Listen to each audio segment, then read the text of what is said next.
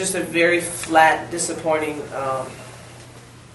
performance by us, and I'm stunned. I really, it's hard to play and then have 2 weeks off or whatever, and have all this practice time and everything. But I really was expecting us to play great. I thought that we practiced very, very hard. The kids were really committed to it. We seemed very excited to be in the postseason, and then we didn't show it tonight. And I do want to give Stetson a ton of credit. You know, they're a sharp basketball team. I mean, they won 26, 27 games for a reason. That they hadn't lost. They only lost to one team since January, and that was Florida Gulf Coast. I mean, they just ran the table. So they came in here a lot more confident, I think, with a lot more chemistry. Very well coached by an ex-assistant here, and she's doing a fantastic job. And also Pam Brown, who I coached at Charlotte, is on her staff, and Pam worked here as well. So obviously they knew us. I thought they did a great job of scouting our personnel. I thought they really knew our bad habits, and they really brought them to the surface by their defensive game plan. So I want to give them a ton of credit. And at a certain point, I mean, they were challenging some shots, and at a certain point, it was just tough. I mean, we had point-blank layups, and I guess if you're living right, they go in. You're not living right, you're cutting corners or something, and they don't go in. And I really think that happened to our team. I just think that we weren't really sure that we deserved it, and I think the most disappointing thing was we didn't have any personality. I didn't see anything on the court where somebody rose up and said, hey, this is my team and I'm going to do this. And I thought Crystal started off the game with that personality, then we kind of lost her, and then you kind of come back. But like true leaders and people that are really successful lead no matter how their game is. And I think we would disappear, and then someone would pop up, and then they'd disappear and they'd pop up. So it was frustrating to try to find the right mix. And like I said, Stetson did a great job of scouting and turning us over. They didn't press, they didn't try for steals. They really just turned us over by our bad habits. And it was a tough night. It was a tough night to shoot that poorly. Coach, after winning 4 of the last 5 regular season games and then the overtime loss in the ACC tournament to Florida State, is the team a little depleted today? No, that's what I'm saying. I mean, we're depleted now, very much so.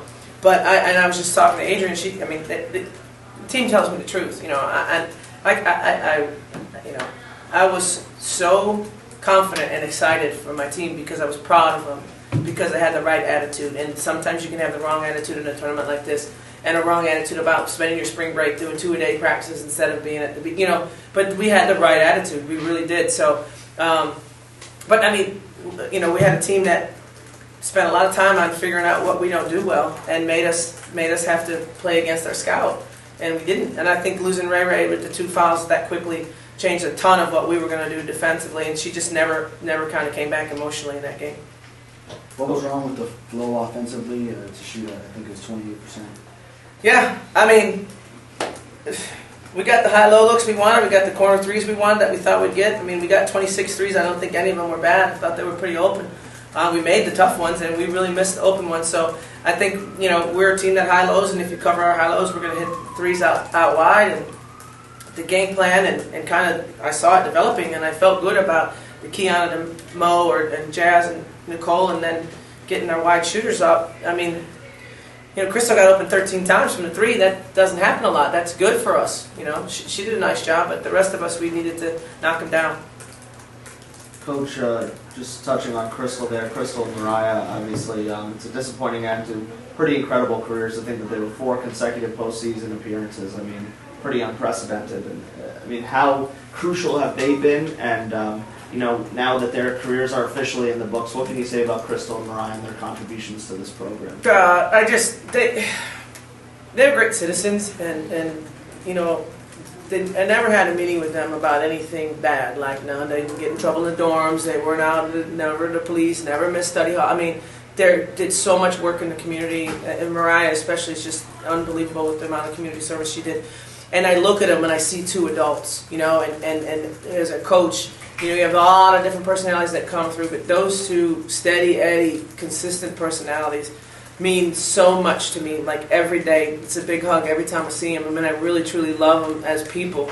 I hate that their career ended when, at home, and our administration steps up and sponsors us and gets us the bid. And, we just got to come through. And I just feel like that was the difference this year. It's just, we need, and it's going to have to be the one sitting to my right here. She's going to have to inject more of her personality and more of her competitiveness into our team moving forward. Because Crystal Meier took care of so much, but we definitely need to play with more emotion and play with a lot more just like intention. You know, I just think we just kind of let the game, feel out the game, let it happen, and that's not Miami basketball.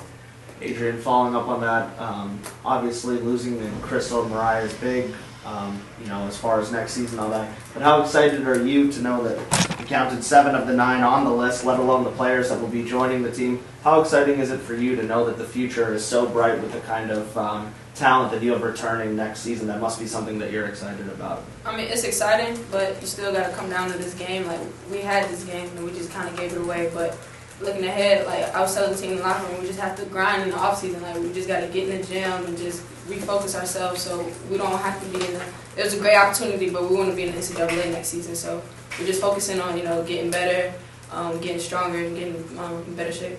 Mott, were you a little surprised the way Coach said about, you know, the fact that it seemed like there wasn't the emotion you guys have shown in some of the games? Not at all. I mean, at the beginning, I didn't expect it. I thought we were going to come. Were you Oh, was I surprised? Were you surprised that there wasn't that kind of emotion?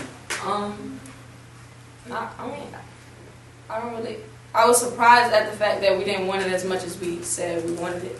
I thought we were gonna come out and just kill, like just kill. But like Coach said, it just was no emotion, and I put that on myself too. Which I shouldn't have done, but I just have to work on being a better point guard and a better, you know, not a captain, but like a leader on the floor.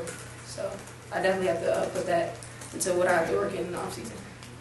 Coach, what do you take away from this season?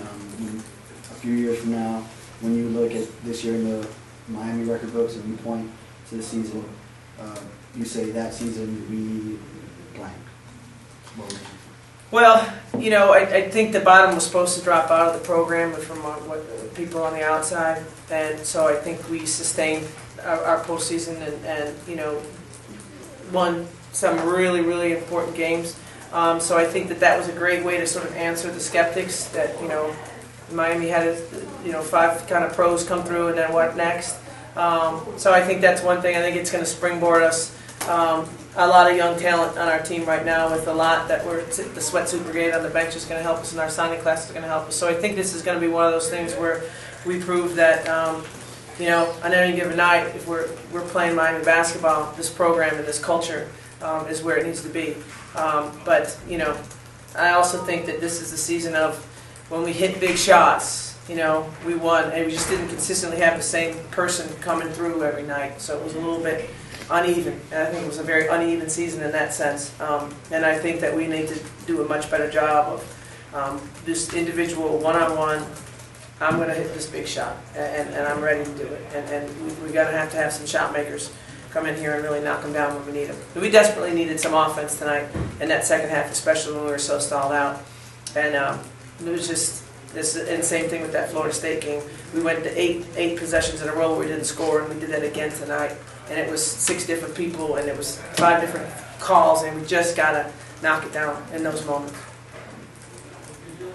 Adrian, what do you feel that your position is going into next season as a leader? Definitely my freshman season, I got, you know, the system under my belt, so now I was just working on being a better leader, like on-floor leader. Like, we really needed that tonight, and that shit hurt me inside that I wasn't there to help the team and to gather everybody around, because I feel terrible, like, just letting the seniors go out like this. It shouldn't happen. So definitely next year, working on being a better leader, just all around, just working my own game. Anything else, guys? Thanks. Thank you. Thank you.